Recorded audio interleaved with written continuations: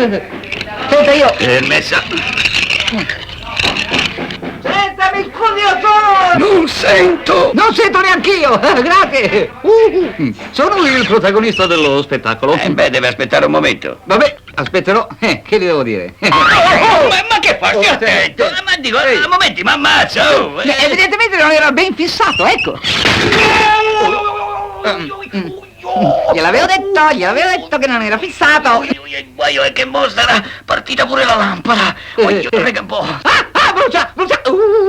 Ma la lampada è partita per davvero. Neanche fosse stata la lampada d'Aladino. Io non sono stato a lavorare, tranquillo. Ma c'è la lampada da riparare, non arriva questo. Io voglio l'indennità. Ma io dove lo metto questo qui? Non vedrai dove... Beh, che succede? E lei chi è? Sono il protagonista dello spettacolo. Guardi che ci deve essere un errore, perché il protagonista è Reguitti.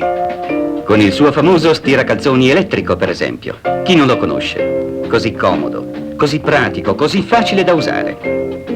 Basta premere il bottone e dopo mezz'ora lo stiracalzoni elettrico Reguitti si spegne da solo e ti consegna dei pantaloni così. C'è lo stiracalzoni elettrico Reguitti in casa tua? Reguitti, protagonista anche all'aperto con i suoi favolosi mobili da giardino, piscina, terrazzo. Reguitti. Il protagonista.